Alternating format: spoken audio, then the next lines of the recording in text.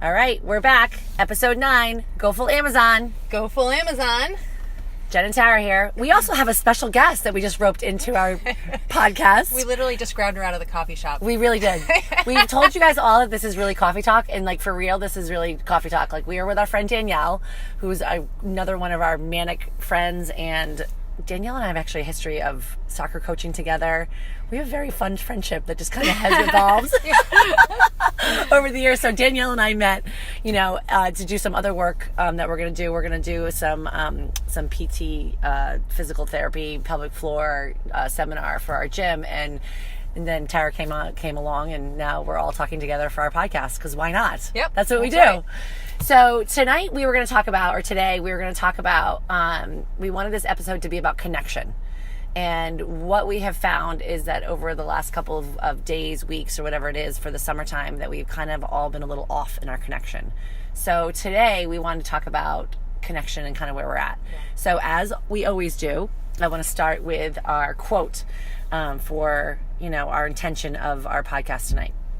So the quote is from our friend Brene Brown, who I love. Connection is the energy that is created between people when they feel seen, heard, and valued, when they give and receive without judgment. I had to hop in there because my handwriting's messy. Couldn't follow along. I could see her reading, and she was like, "Whoa." I was going over. I know. I couldn't figure out what she was writing. Yeah, so. I was like, I'm the only one that can read my scribble. As per Jen and Tara's fashion, we're winging it. And actually, it's funny because that was basically how our podcast started. Was we started basically over coffee, and we were laughing so hard, and we were like, oh my god, this is like, we should have microphones wherever we go and record our conversations. And then literally we were just having coffee today, and we snagged Danielle out of the coffee shop. And true to form. Total true to form. Well, it was really neat because and Danielle, I want you to talk about just kind of like quickly what you and I just talked about as far as like you're at a phase now in your life where you're reinventing yourself again, and you've like now you're finishing school, and so talk about like kind of like we were talking about, like you're finishing school and now you're moved back to like this little small town in Rhode Island. You're young, and like and what that's like for you.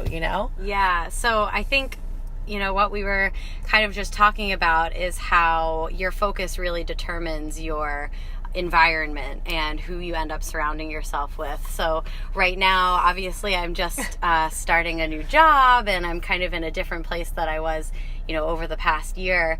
And I've really found that, just focusing on the things that are going to bring me fulfillment is going to bring all the people that I'm supposed to be around me. Yeah. So, it's going to look a lot different. Yeah. But I think ultimately you kind of create that fulfillment with other people who have that same mindset as you. I know. This is our wise friend, Danielle, just so you know. She's very wise, and she's so much younger than us, and we're like, oh my God, like obsessed with like how wise she is. Oh my gosh. Absolutely not. If you think that you know everything, you know absolutely nothing. So you just got back from France, and did that experience kind of help shape what you're planning on doing with your life now? Yeah, I don't know. I just think in France, it was kind of an opportunity that happened at the last second, and I honestly crashed a party a little bit, and I was offered an opportunity, and I just kind of took it. So I think really the thing that carries over for me with all these experiences is just maintaining that open mind and being able to roll with whatever you're given. And if you kind of have that internal compass, you can really do whatever, as long as you're able to take in all these different experiences.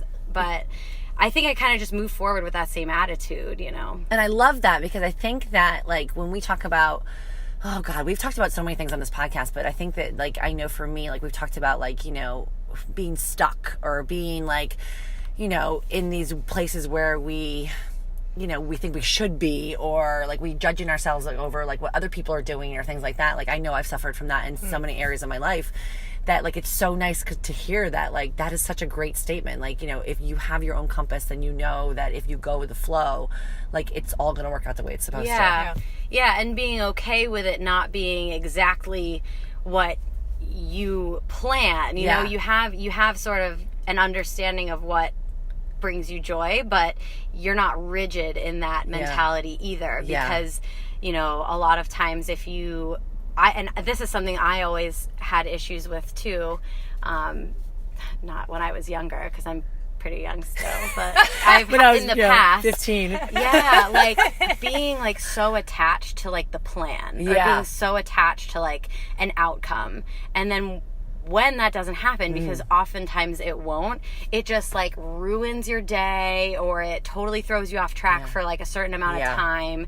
And so I feel like, you know, having that fluidity within yourself and being able to say like, look, these are the things that I know will bring me joy, but understanding that that's not always permanent, you know, and that's not always going to be exact. So do you mind if we ask you, do you have a spiritual belief behind any of that? You know what? I really don't. I'm not a religious person. I do kind of have an idea of like connectedness and a universal. Love it. Oh my gosh, it's so perfect with our topic. Hello. This is universe working in our lives right now. That is really what I feel. I do think, like, you know, at the foundation there's a connectedness among all things and all people, but it's kind of, you know, it's not really for me manifested in anything dogmatic, you know. It's, I think we've talked about that a lot too, where we kind of all, like, you know, even though Tara and I maybe come from a place where it's more, you know, maybe more religious, but I know for me on a really big level it's definitely more of a spiritual, non-religious concept for me. You know, I do find comfort in the religious part of it, but I also do find comfort in the bigger picture spiritual.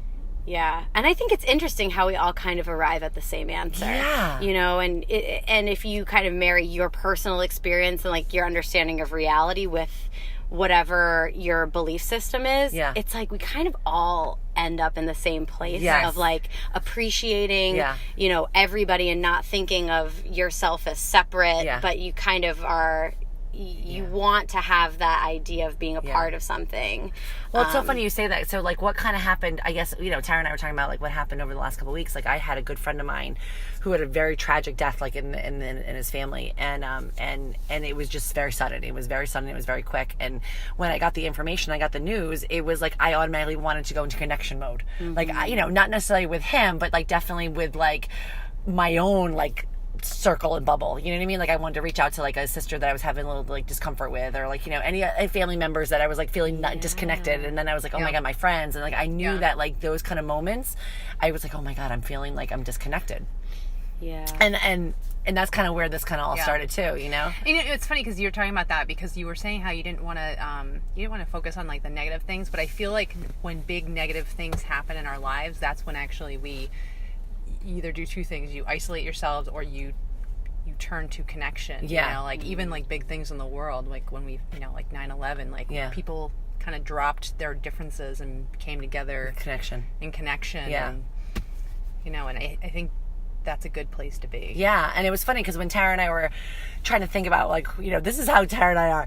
So we literally had no idea what we were going to talk about for this episode. And like, we went to CrossFit the other day, so we were working out, and of course we were doing some crazy workout, and we're standing in the parking lot in our workout clothes, sweaty and disgusting, and she's like, well, what do you think we want to talk about? I'm like, I don't know. And I just kind of like, we just started like, you know, kind of processing and like kind of just like talking about what was going on in our lives, and all of a sudden this connection thing kind of happened, and I'm like, oh my god. I'm like, but it wasn't just about like connection with like presence of other people. It was like connection of like what was going on with ourselves. Like, you know, it's summertime. And I think I talk about this in our post, you know, on Instagram. I just said it's summertime. People are feeling disconnected with their bodies, with their fitness, with their faith, with their friends, with like their spouses, with like their boyfriend, like whatever usually feels like solid and secure. Everyone was feeling a little bit kind of off. And is it summertime vibes? Is it because our routine is off, or is it because of the moon, or like, I mean, who knows really what it was. But like, you know, we all kind of were feeling that way, and as Tara and I were talking about it, we're like, oh my god, that's it, that's what we're going to talk about. And then a couple of our girlfriends had talked as of late, like, just, you know, I would spend some time with some of our friends, and they were just really feeling disconnected. Some of them are teachers, so they're off for the summertime, and they all are like, we're eating too much, we're drinking too much, we feel fat, like whatever the message was, they weren't feeling connected. I think it's interesting because it sounds like with a lot of this, it's like you're taking an external routine and that's changing, and then it changes kind of your experience, like your personal understanding of, and your personal direction. Yeah, exactly. And it's interesting because like we've built this environment around us to provide us with like a structure, like that we go to work, we come home, we hang out with our kids, we go to bed, like whatever that is for you, and it's that way for everyone. But we're really attached to that, and like all of a sudden when that's kind of pulled away from you're like us, a mess. You're left, you're kind of left scrambling a little bit.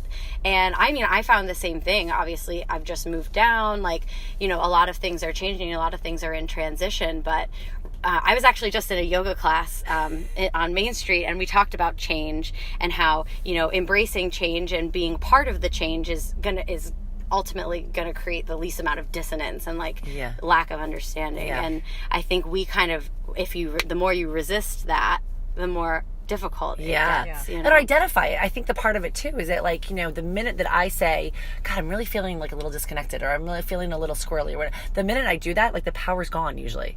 And then I have the ability to kind of say, oh, all right, now I can like, and then you're in control. And then I'm in and then I figure out what it is, you know. But it's when I don't identify it, or I don't say it out loud, or I just kind of perseverate, or just keep moving. You don't acknowledge it. I don't acknowledge it, you know. And we talked about that a little bit. What was even going on, you know, in your life? Oh, absolutely. I mean, like, you know, people obviously know, like, my husband and I are like back in counseling and dealing with marital problems, which I'm sure people who are listening have all been through it at some point in their life, whether with a boyfriend or a girlfriend or a spouse or like significant other or whatever. And one of the themes that came up in counseling is that lack of connection. And we were talking to each other and we're like, oh my God, like we haven't gone on a date in months. Like our kids have become the focus of our life and we're not putting each other first. And so eventually we've just kind of looked at each other and you start picking out the things that you resent and you don't like and picking on those things. And now we're like, okay, we got to get back to focusing on like what we do well and focusing on us and not so much the kids. Like, not that they're not important, but we have to gain that connection back. But I think, acknowledging that we acknowledging have a problem. it, and that was it. I think that was really the most important part is that you guys really, like, you opened up and you said, you probably were the catalyst to that and said, listen, this is what's going on, and we need to do something about it. I had a lot of inner turmoil, and like it was driving me to a point where I couldn't focus at work and couldn't get things done that I wanted to get done because I had to say these things that were like burning on my mind, but they're never scary. Fun to say. They're because, scary. I hate saying things like that I know are going to be hurtful to someone else, you know, but sometimes, like we talked about last night, sometimes you have to do that to clear the air and acknowledge the issue and get past the issue. Well, I think we've talked about, and this might kind of bring us into a different place, but I think what we were talking about is in the connection piece is also not people pleasing, like, and not because I know I can go into that people pleasing role. So in the connection part is still staying rooted and true to ourselves, you know. And you know, there's, for me, like, especially as I date and I try to navigate that in my own life, like, you know, there's sometimes where I will be quiet, and anybody who knows me knows that I am not really a quiet person, and I'm okay, like, you know, saying what I need and saying what I want around like my girlfriends and like my family members and stuff like that. But sometimes when I date, I get quiet, and so I've been practicing, you know, as of lately, like really like saying things that I need, and it's so much easier, and it's so much more simple, and it's so much easier to really actually navigate with the partner than I never thought. Which I'm like, why have I not been doing this for so long? And it's so simple. And it's usually received like, okay, but I see that because like it's not a big deal. I feel like because the language that you're using, it's about you. It's not about, you know, the other person or something that bothered you that's external. It's you're just speaking from yourself and saying like, this is me. It's not, it has nothing to do with anything else. And then what you do is you find that connection in the middle where it's what both of you need. And the whole thing is that like, how would he ever know that something is something that I need unless I say it? Like, you know, I've always like, I always made the mistake of thinking, I'm like, oh, if they love me or know me, then they should just know what I want. And that's not really how it works. That's not reality. That's not really how it works. Like at all. Like, and you know, I've been to like a therapist before, and like I remember like one time she was like, he was telling her like something that bothered me about my husband, and she goes, well, did you tell him? And I was like, no, he should just know. And she was like, no, that's not how it works. Like, you have to say what you're thinking and what you need, and then they respond. Either respond or don't respond. Yeah. And I feel like that's kind of what we've all been like growing up. Like, I know for me, as I've been maturing every single day and learning and growing, like that's part of it. And that's part of the connection part too, is like to be seen and heard. Like, I think part of this quote is to be seen and heard, but to ask to be seen and heard in a way that, you know, that we're allowed to, that we can, you know, and then be open to whatever that comes back. Right. Yeah. Because ultimately, whatever you put out, you're opening it up, right? Yeah. So we can't necessarily, you know, have openness conditionally. Yeah. You know, like you can't say, oh, this is what I want, and I actually only want you to respond in one way. Yes. You know, you have to be ready for anything, and I think that's a part of it too, is it's that bi-directional, you know, relationship, and it, you know, your relationship and like your happiness with someone else, your happiness with not even another person, but just with what you're doing, that it's not you or the other, it's somewhere in between in that relationship, like, cycle. Yeah, exactly. Yeah. It's not easy. Yeah. No, and well, you even struggled recently with, you know, a family member and not getting the response back that you wanted, and actually learning that maybe you can't interact with that person. Yeah. Anymore. We definitely had some, you know, we have a family member that definitely suffers from some mental illness, and what has come as of late has been just some pretty awful behavior because of it, and it's hard because, you know, as a family member, you want to like love and support and still be there, but when the language and what's coming at you is so abusive and so hurtful, like I actually had moments where I was like second guessing like my own reality because that person is so rooted in what they're saying that I'm like, oh my God, maybe she's right. Yeah. Like Does maybe she really does know me, and I had to actually take energy to like shift that and be like, wait a minute, that's not really who I am. But it was just like she just believed it so much, and so I really had to just set a boundary. Like I had to be like, I need to not have any no contact, and like even I had to ask somebody, and you know, somebody who was giving me the information, I was like, I need to not know what's really been told. Like I needed to really set the boundary, you know, and for my own sanity and my own health, like, and I had to do that. Yeah, and I think that's another important aspect of connection, is knowing when you know what the response is going to be, and that it's not healthful or helpful to you, and knowing when to be like, I can't interact in this relationship, I can't have this connection anymore because it's not healthy for me. Yeah, and like love it like or a distance. Healthy for people that I love it like at a distance, you know. And and that was really hard and a lot of energy. Like that's the thing too, is like when you're in that stuff, you know, I mean, the energy it takes to kind of like navigate all of it, and that's you know? Also out of your comfort zone too, because you are someone that wants to like fix the situation and deal with it and make it better, and sometimes there's just situations that you cannot fix. Or it's my place. Right. You know? Right. Yeah, it's my place, you know? So I think that's all learning part of it too, you know? Yeah. I know, it's crazy. Yeah, and people, I think it was really interesting too because, you know, as fitness people, so I think we can even talk about this with like, you know, as you know, some of us are a little neurotic in our fitness or whatever it is, but it was really funny because... I don't know what you're talking about. It's so odd that you would say that. So some of us are a little fit, but it's been funny, like some of the, and I don't get, is it bathing suit season or is it like whatever, but everybody I know is so critical right now about how they're feeling about like their bodies. Like it's really interesting. Like a couple of my girlfriends recently, I even spent the day with my best friend yesterday, and she honestly talked about her tummy like 700 times. I was like, I'm not looking at your stomach one more time. Like, I'm like, if you look at my stomach, I'm like, I'm not looking at your stomach anymore. Yeah. I'm like, because first of all, it's flatter than like, you know, I mean, she's got like a beautiful body and like, she's in great shape. And like, I'm not, she's like, look. I'm like, no, I'm not looking at your stomach anymore. You don't see guys doing that at all. At least, maybe they do it in a different way, but you don't see it. Not like they do. Yeah.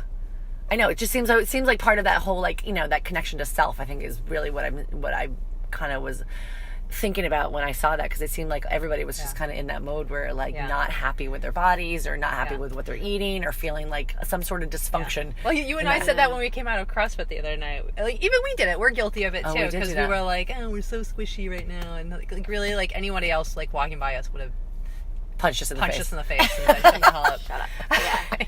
Yeah. Obnoxious bitches. It's not one squishy thing on you. Except for my son, he does like to spank me in the bum, and he's always like, "It's so squishy, it's so squishy." I'm like, "That's not appropriate, Cooper." Also not At all. And I think we talked about. So I think that with the connection thing, like, you know, I thought it was important to talk about is that, like, you know, where do you turn? Like, where do you get your connection? Like, what do you do? And then we talked about a little bit, like, does it come from a spiritual practice? Does it come from fitness? Does it come from calling your friends? Like, where, like, you know, when we all feel that, like, where do you go to, like, just shift it? Where do you get yours from? Where do I get my connection? Yeah. Like, what's your Everywhere. comfort zone? Because I'm connected. No. You know, I honestly think that my perspective, and I don't know if it's good or bad, it's like a little bit academic. Like, I've read a lot, and I like to read about ideas. I'm a big thinker, and I'm like an idea person.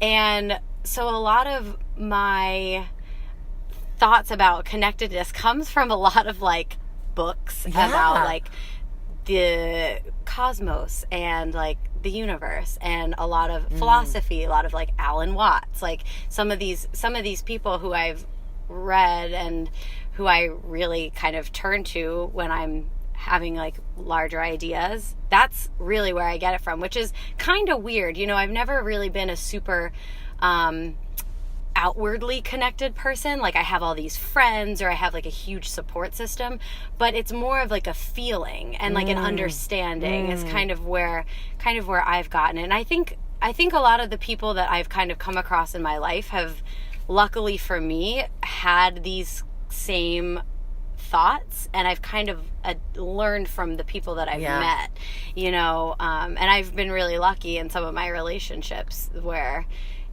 they've had a big impact on me, you know, so I think that's really where it's come from. I was never really taught to feel a certain way.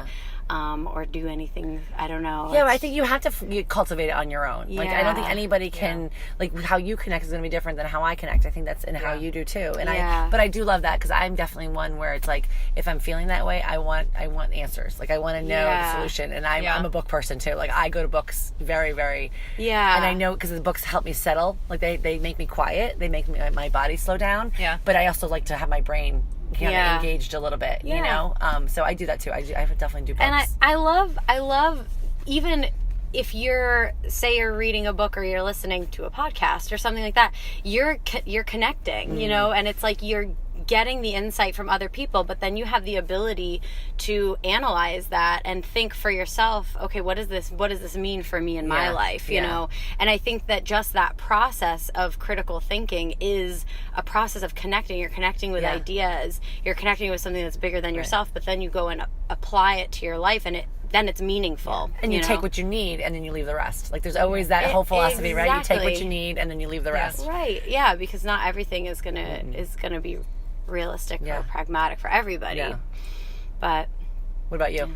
I turn to stories. Like, I love podcasts, and I love reading fictional books, and then I relate to the characters in certain books, and I'm like, okay, well, that's how this person would handle that situation, and this is how, you know, and I really admired how that they did that in that particular scene, and then I try to translate that to my own life, and I think church too. And I think that's, like, when we talk about our extroverted or introverted sides. Like, I know that I'm definitely more introverted than I am extroverted, so that, like, I get my connection definitely from being in quiet. But most people see you as extroverted. But I do. But then I also want to connect, and I want to connect with the people I feel safe with. Right. So when I'm feeling disconnected, I want to connect to those people that, like, that they fill me up. Like, and I have those people that I'm so lucky enough that I can just surround myself with, and, like, just have some connection where I'm like, okay.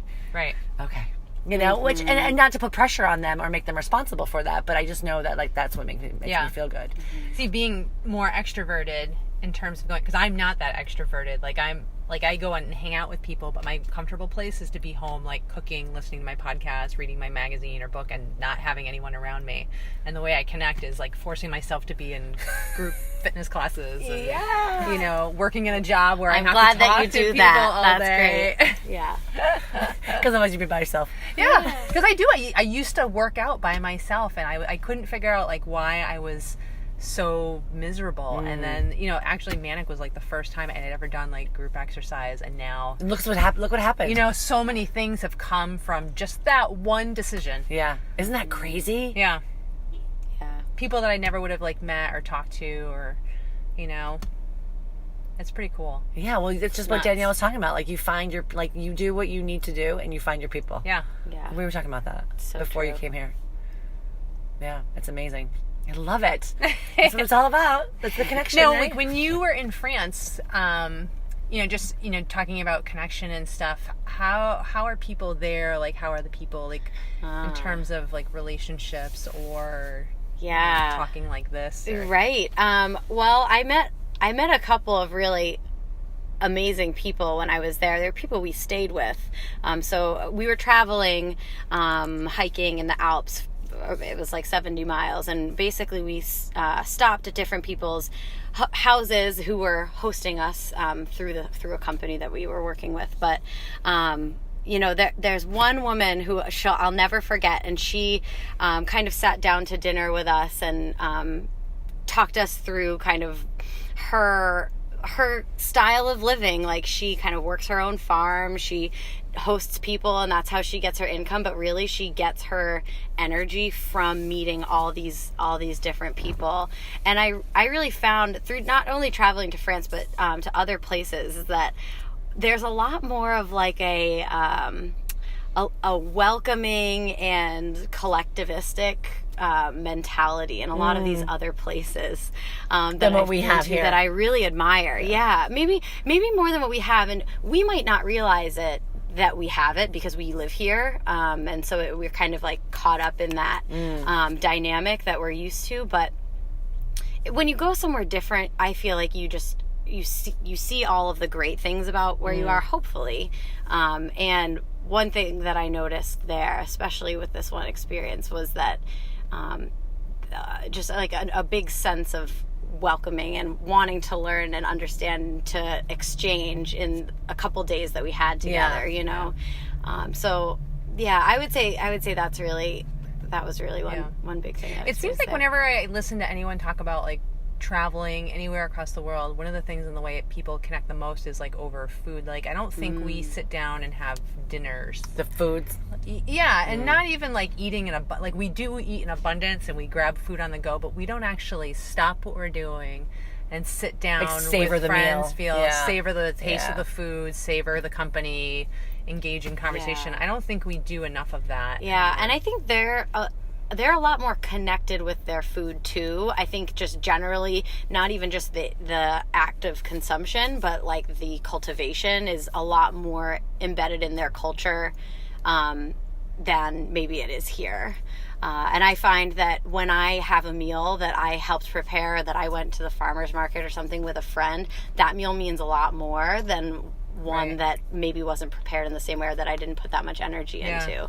And I think we're kind of more consistently on the level of like, oh, we got to just, you know, we just got to get it done. Definitely. Yeah. Oh, I know for sure that's what I am. Yeah. Yeah. And whenever I sit down and actually prep like a really long meal, I really like it. It's like it's almost like meditation. A little Yeah. bit when you're just there and slicing and cutting and thinking about like what the next thing is and the next step. Yeah. Imagine if it was your food that you grew yourself. Like, can you Oh, imagine what that would Right. feel Cool. like? The value is just, it's, I know. I have these daydreams that I Different. have like a little garden, but I know it would die immediately. Like, Oh my god! I always say this. I was just talking about this at work today. That I buy these like hanging basket plants, and they're outside my kitchen window. Every year, I buy them, and like they're so pretty for a while, and then I look at them, and they're like completely like I forget to water them. Yeah, exactly. I looked at them, they're and I'm like, looking in at you like, like, how dare you? yeah, exactly. And I do it every year, and I'm like, oh, why do I do this every year? And I never water them right, and they're usually like half dead by the end of like right now they're like all half dead. because you crave it. You crave like I think we crave what other countries have, like that slower pace, and we don't do it. I think we're self-destructive to ourselves. Yeah, I'm like such a half-assed flower person. Like, we should not be working nearly as much as we do. Yeah. We should be spending more time preparing dinner and stuff like that. I mean, even during the school year, like, I can't tell how many times, like, where the kids have, like, the games at night, and you're just like, all right, I gotta get the next game, Yeah. and it's hard. Yeah. No, it's very hard. It's hard to navigate all that. So, but we keep trying. Yeah. Yeah, but we do stuff like this. Like, you know Yeah. what I mean? I think that's the thing, is that, like, we have to do stuff that fills up our soul and reminds us, like, what's important. Yeah. You know, what's important. So, like, tonight, you know, what am I going to make for dinner tonight? Hopefully something delicious that I'll actually make, or I'm going to go to Belmont and go grab something because I don't have the kids. Something fast. I think that's really interesting what we're talking about, though, because I think from the outside looking in, the fact that we're 3 women that get to sit and record a podcast just outside of a coffee shop, we're looking at the ocean, like, who wouldn't want to be able to do this? Like, we're so lucky. You know what I mean? Like, we won the lottery. Yeah. You know? Yeah. We already won the lottery. Yeah. So we have all these ideas of, like, oh my gosh, like that, I would love to adopt that practice. Yeah. Like, that is amazing. And I think that would bring me a lot of joy. But really, we have so much that is like, that we have been given, Yeah. you know, Oh, I know. like, not in our control. Like, something happened where we ended up here.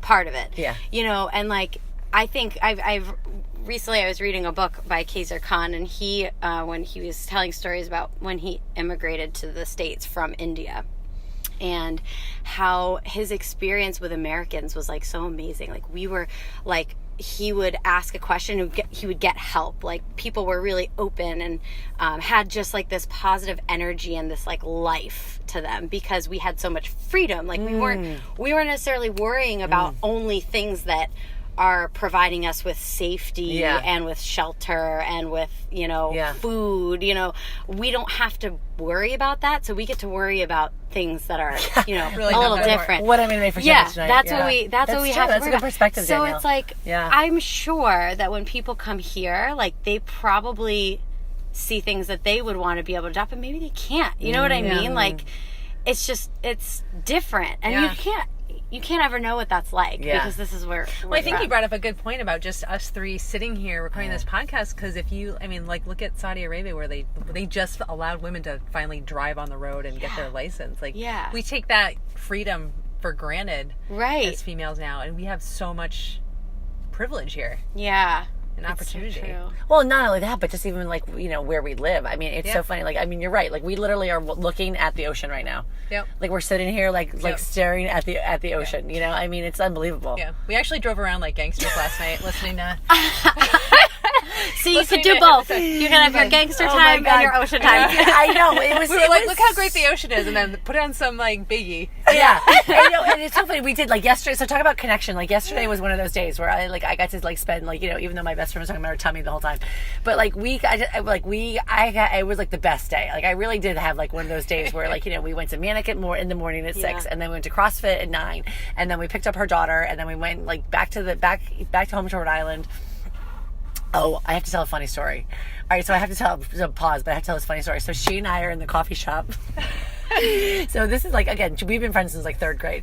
So we're in the coffee shop, and so we're standing there in the coffee shop, and we're like, you know, getting our coffee or waiting for stuff like that, and this guy walks in, and so it's someone that we grew up with. It was actually this coffee shop, wasn't it? No, it was at Brewed Awakening. Oh, Brewed Awakening. Yeah, so we're at the coffee shop, and the guy walks in, and so I'm like, oh my god, I'm like Bethany, I'm like, you know who that is? And she's like, no, and I'm like, I told her who it was. She's like, oh my god, and I go, I know. She goes, he was the first guy that I ever kissed, and I'm like, oh my god. I go, he's the first guy that ever went up my shirt and touched my boob. She's like, so we are so connected. So we are hysterically laughing, and of course, like, he sees me, and he's like, oh hey Jen, how you doing? I'm like, oh hey, what's going on? And he comes over and talks to us, and I'm like, oh, you're not gonna say hi to Bethany? And he's like, oh my god. It's like, so we are like dying because we're like, you know, because that moment we both realized that he was like our first of all those funny things that you do when you're a teenager. And so of course, because I have no filter, I was like, oh, we were just talking about you. We were saying that. And he was like, I don't think he knew what to say, because first of all, we're like half naked because we're in our gym clothes, because you forget that like most society does not walk around in their gym clothes, but somehow we thought it was fine. And he's like in his like outfit, and he's like, you know, has his badge and his gun and like all this kind of stuff, and he's like, you know, and all he says to us is like, oh well, now I'm like a detective lieutenant. And we're like, that was your response to us being like, oh, you know, you were our first kiss and the first guy that went up my shirt, you know? He like did not know what to say. It's like, yeah, I gotta go. I got nothing. Yeah. I'm getting a call. I gotta go. I gotta go. You weirdos. So anyway, so that was our funny. That was funny. But then we went down to the island, and like we spent the day together, and then Tara and I went and had dinner, and literally we left dinner, and we got into the car and I was like, we need to cruise. Like, it was one of those like nights here. Like, we live in a beach community. Like, it was busy. People were around. Like, this, like, it was a beautiful night. The ocean looked The beautiful. ocean looked beautiful. I have a new car. You know, like, we had the windows down and we put the sunroof on and like we listened to like old J-Lo is really what we did. It was like so much fun. But I had to like turn it down at like, you know, at the stoplights because I didn't want to be like that mom Like who's like rocking out to like. Who's this lady? But You also could totally do that. Yeah, we could. And then by it was 9 o'clock, I'm like, okay, good. Now I gotta go to bed. It was almost like the movie Office Space. Did you guys ever see that? Where the like guy is like driving his car and he's like this nerdy like white guy like works in like a brother business, and then he's playing like his thug rap and everything, and then like all these black people walk by the car and he like turns it down. He's like all embarrassed. He doesn't want them to see him listening to this gangster rap, and he's like. Ugh. Well, I think we came up to the light over here, and the Philharmonic was actually at the beach, and everybody was like walking away from the beach because the Philharmonic was playing, and we were like, oh, Yeah. we'll turn it down a little bit. Video. We'll turn video off. But those are the things, like, you know, I think that those are like those small little things, like days like that, like, you know, you sit there and you're like, oh, okay, like the world, everything in the world is great. Yeah, like and not worrying about like what people think. I mean, like we were belting out like Celine Dion, and we didn't care how bad we sounded. Awesome. No, we sounded terrible. We sounded amazing. We in our own sounded terrible. head. Yeah, and I think we have this misconception that I think people care a lot more than we like. Yeah. We actually care more than other people care. Yeah. Yes. You Oh, know? totally. Not in like a bad way, but it's like people probably maybe they saw you singing Celine Dion, they were like, wow, they're terrible, but they don't think about it. You know, they don't like think about it the way that we think about ourselves. No. You know, and I just think that a lot of those moments where you do find that true like that joy is when you're kind of not connecting to that. What does anyone else think? Right, you know, yeah, that's a good or point. that expectation. You're just kind of doing. And it's such a really relief. makes you, It is really such a makes relief. you full. Yeah, it's a good. But I also think we don't know what to do with it. Like, I think going back to like the whole summertime thing, I think we're so used to caring what people think and showing up for our jobs and showing up for our kids and The to-do list. that when you do get that freedom to kind of drink and enjoy yourself a little bit, which we probably need, we also are like, what's everyone gonna think of me? Yeah, Like, or you feel guilty. I'm not doing what I'm supposed to be doing right now. Yeah, you're not doing your productive to-do list. Yeah. That we live off of so much. Yeah. But maybe you are doing what you're supposed to be doing. Yeah. Right. Right. It's filling up your soul. Yeah. Yeah, because I said yesterday was like, I just call it like, it was like Stephanie's, you know, quote is like, it was like a big giant like soul hug. Like everything that I did yesterday was like a big giant soul hug. Like, and you have to have days like that. Absolutely. Yeah. It was easy. And it was easy. It wasn't anything big or anything like that. It was just one of those days, you know. Just happened and did. you went with the flow, as I went with the Danielle flow. said. Yeah, I went with the flow. That's nice. I like that. That's good. See, good stuff. We're amazing. Right? See, that wasn't that hard, It all was comes it? together. Right? That wasn't that hard, was it? No, that's it. I just told Jen last night that she's like magic. Like she's like when she does her social media Instagram posts, like she'll show me and I'm just like, you're like Mozart with words. Yeah. with my Hallmark postings. Yeah. I just am sappy. I have a big giant heart that's super sappy. I don't know how it happens. It just happened that way. I know. I don't think we have an unending quote, do we today? I don't think we do. I don't think we need one. Danielle, do you have a good quote? What's your favorite quote?